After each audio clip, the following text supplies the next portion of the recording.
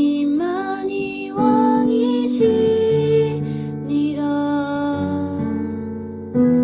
주님만이 왕이시니라. 주님만이 왕이십니다. 주님만이 왕이십니다. 이곳에 이곳에 이곳에 이곳에 온 땅에 온 땅에 온 땅에 온 땅에 모든 이름 위에 뛰어나신 이름 왕의 왕 예수께 엎드려 경배해. 모든 이름 위에 뛰어나신 이름 왕의 왕 예수께 엎드려 경배해. 주님만이 왕이시니라. 주님만이 왕이시니라. 주님만이 왕이십니다. 주님만이 왕이십니다.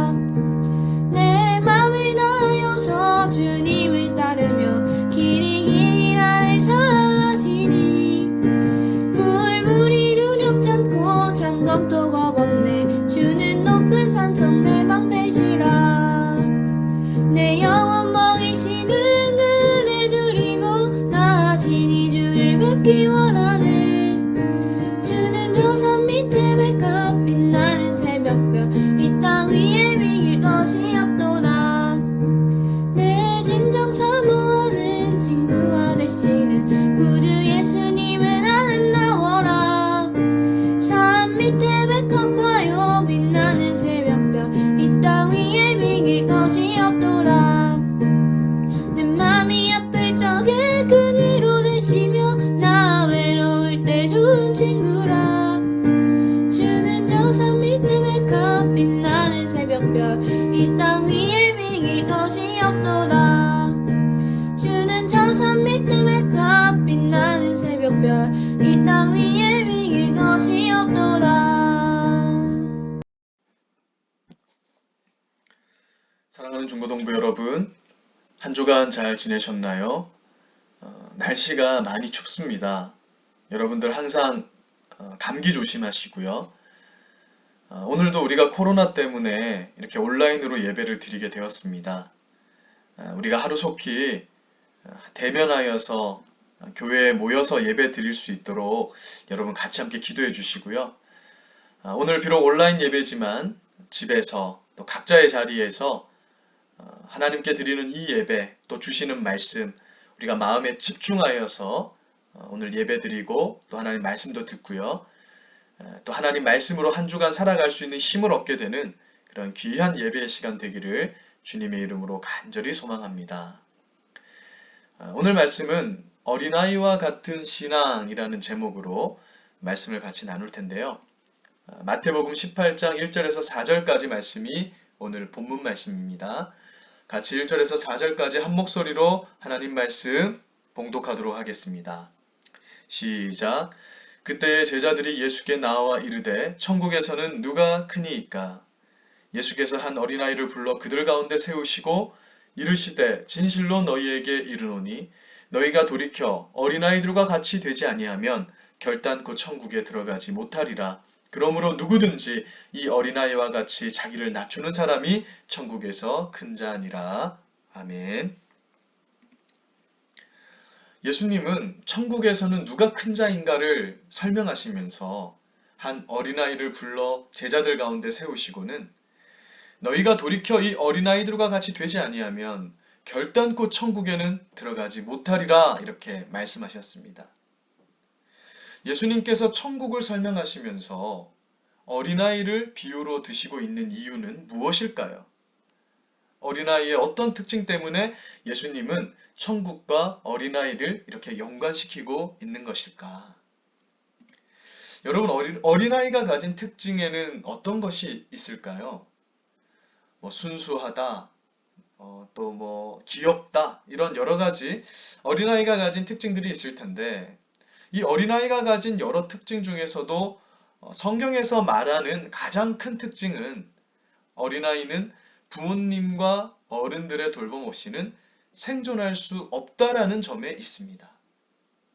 더욱이 어린아이의 인권이 묵살되던 예수님 시대에는 어린아이들이 부모님이나 어른들을 의존하지 않고서는 살아갈 수가 없었어요.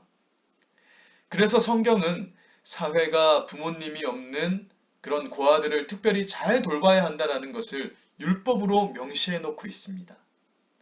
왜냐하면 그만큼 당시 사회에서는 부모님이 없는 아이들이 생존하는 것 자체가 그만큼 불가능에 가까웠기 때문에 그런 것이에요. 지금 보시는 사진은 산업혁명 당시 아이임에도 불구하고 어떠한 보호도 받지 못한 채 거의 하루 종일 공장에 붙잡혀 노동을 해야 했던 어린아이들의 모습을 담고 있습니다. 이처럼 어린아이는 자신을 보호해 줄 수 있는 그런 존재가 없을 때 인권을 유린당하고 또 노동을 착취당하는데도 불구하고 어떠한 저항도 할 수 없는 그러한 연약한 존재였던 거예요. 예수님께서 이 땅에 계시던 당시에도 마찬가지였습니다. 어린아이는 절대적으로 부모님과 어른들을 의존하지 않고서는 생존 자체를 위협받는 그런 존재적 특징을 가지고 있었어요. 그래서 오늘날에도 물론 마찬가지겠지만 특별히 고대 사회에서 어린아이는 사회에서 가장 연약한 존재였고 신체적으로도 어른들에게 대항할 수 없는 그런 약한 존재였다라는 것입니다. 오늘 본문 말씀을 한번 보십시오. 제자들은 예수님께 나와서 다음과 같은 질문을 합니다. 예수님, 천국에서는 누가 큰 사람입니까? 이 말은 무슨 말이냐면 제자들이 천국에 갔을 때 우리 중에 누가 더 큰 사람입니까? 누가 1등입니까? 자신들의 서열을 알고 싶어서 예수님께 이런 질문을 했던 것입니다. 우리가 이런 점을 미루어 볼 때 예수님의 제자들은 당시에 서로 누가 큰 자인지를 두고 경쟁하는 분위기가 형성되어 있었다는 것을 알 수 있습니다. 그때 예수님은 한 어린아이를 부르시고는 제자들 앞에 세우시고 다음과 같이 말씀하십니다. 진실로 너희에게 이르노니 너희가 돌이켜서 이 어린아이들과 같이 되지 아니하면 결단코 천국에 들어가지 못하리라. 그러므로 누구든지 이 어린아이와 같이 자기를 낮추는 사람이 천국에서 큰 자니라. 예수님은 사람이 어린아이와 같이 되지 않으면 천국에서 크고 작고를 말하기 이전에 천국에 들어가는 것조차 불가능하다라고 그렇게 대답하신 것입니다. 흔히 어린아이와 같은 자가 천국에 갈 수 있다라는 이 예수님의 말씀을 오해하여서 어린아이와 같아라는 것을 어린아이와 같이 순수한 마음, 좀 깨끗한 마음을 가져야 한다라는 것으로 생각하는 분들이 있습니다. 물론 어린아이와 같이 되어야 한다라는 이 말씀에 그런 의미가 전혀 없는 것은 아니에요. 그러나 사실 여러분들도 많이 경험해 봐서 아실 텐데요. 어린아이라고 해서 마냥 순수하지만은 않습니다. 때로는 고집불통에 부모님을 속상하게 하고 자기 멋대로 행동하려는 모습이 어른들보다 더 악하게 보이는 때가 있다는 것이죠. 그래서 어린아이도 그렇게 착한 것만은 아닌 것 같아요. 제가 일전에 마트에서 어떤 아이를 봤는데 그 아이는 자기가 가지고 싶은 로봇 장난감을 사달라고 부모님께 고함을 지르면서 몇 번을 조르다가 자기 뜻대로 안 되니까 아예 마트 바닥에 들어 누워서 투정을 부리는 것을 본 적이 있습니다. 이것을 보고 인간은 원래부터 악한 존재라는 것을 다시 한번 느끼게 되었어요. 사실 부모님의 마음은 집에 비슷한 장난감이 많으니까 더 살 필요가 없다라는 그런 의미였겠죠. 그런데 아이는 그런 상황과는 상관없이 자기 욕망을 채우고 싶어서 그렇게 고집을 피웠던 것입니다. 성경에서 말씀하고 있는 것처럼 어린아이라고 해서 그 본성이 선한 것은 아닙니다. 인간은 태어날 때부터 누구나 아담으로부터 이어져 온 죄의 본성을 이 마음에 가지고 태어나기 때문입니다. 그래서 어른들보다 아이들이 상대적으로 순수해 보일 수는 있지만 어린아이라 해서 제약된 본성을 가지고 있는 죄인이 아니라는 것은 아니라고 성경은 말씀하는 거예요. 성경은 사람이라면 아무리 어려도 누구나 동일한 죄인이라는 것에 대해서 분명히 선언하고 있습니다. 그러므로 어린아이와 같은 자가 천국에 갈 수 있다는 이 말씀이 어린아이처럼 순수하고 깨끗한 마음을 가져야 천국에 갈 수 있다는 의미는 아니라는 것이에요. 성경에서 어린아이와 같은 자들이 천국에 들어갈 수 있다는 말씀의 의미는 어린아이들의 순수한 마음을 배우라는 의미도 전혀 없는 것은 아니겠지만 정확하게는 누군가를 의존하지 않으면 생존 자체가 불가능한 이 어린아이의 특성처럼 오직 하나님만을 의지하고 의존하는 자만이 천국에 갈 수 있다. 이 땅을 살아갈 수 있다라는 그러한 의미가 되는 것입니다. 다시 말해 하나님의 나라는 어린아이가 부모님을 전적으로 의지하여서 생존하는 것과 같이 오직 예수님의 십자가 공로를 전적으로 의지하는 자들에게만 허락된 곳이라는 것이에요. 자기 자신을 의존해서는 하나님의 나라에 들어갈 수 없고 오직 예수님의 십자가, 그 예수님만을 우리가 믿고 의지해서 천국에 들어갈 수 있다라는 그러한 의미가 되는 것입니다. 그래서 요한복음 3장 16절에서는 다음과 같이 말씀하는 거예요. 우리 16절 말씀을 같이 한번 읽어보겠습니다. 시작. 하나님이 세상을 이처럼 사랑하사 독생자를 주셨으니 이는 그를 믿는 자마다 멸망하지 않고 영생을 얻게 하려 하심이라. 아멘. 하나님이 이 세상을 사랑해서 예수님을 주셨고 그 예수님을 통해서만 우리는 멸망하지 않고 영생을 얻고 천국에 갈 수 있고 또 이 땅에서도 하나님의 도우심을 받을 수 있다라는 의미로 이렇게 요한복음 3장 16절은 말씀하고 있는 것입니다. 사랑하는 중고등부 여러분, 우리가 새해를 맞이했죠. 그런데 새해가 되었는데 여전히 코로나19로 인해서 온 세상이 여러 방면에서 큰 어려움을 겪고 있습니다. 여러분, 우리 부모님들은 지금 굉장히 어려운 시기를 보내고 있어요. 코로나와 같은 이런 바이러스, 그리고 자연재해 앞에서 인간은 그저 한없이 연약한 존재일 수밖에 없다라는 점을 발견하게 됩니다. 며칠 전에 눈이 많이 오게 되니까요. 교통이 마비되는 것을 여러분 뉴스를 통해서 보지 않으셨습니까? 오늘 말씀에 빗대어 표현하자면 어린아이가 부모님 없이 생존이 불가능한 것과 같이 하나님의 도우심 없이는 살아갈 수 없는 우리 인간의 연약한 모습을 이 코로나 기간에 우리가 더욱 선명하게 발견하고 있다는 것입니다. 그런데 이렇게 어려운 가운데 시작하는 2021년을 하나님은 오늘 말씀을 통해서 우리에게 이렇게 말씀합니다.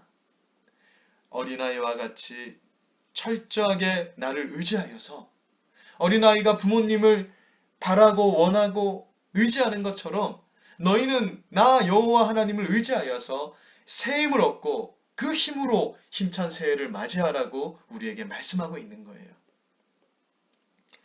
우리 중고등부도 학업을 마치고 직업을 얻을 때까지는 부모님의 도움과 보호를 필요로 하는 그러한 상태에 놓여 있습니다. 당장 여러분에게 부모님이라는 울타리, 가정이라는 울타리가 없다고 생각해 보세요. 여러분의 삶은 어떻게 되겠습니까? 마찬가지로 이 세상을 살아감에 있어서 하나님의 도우심이 없다면 우리는 단 하루도 살 수 없다라는 인식을 가지는 것이 어린아이와 같은 신앙을 소유한 자들의 인식이라는 것입니다. 예수님은 이런 어린아이의 신앙이 없는 자들은 하나님의 도우심을 받을 수도 없고 천국을 소유할 수도 없다라고 말씀하셨습니다.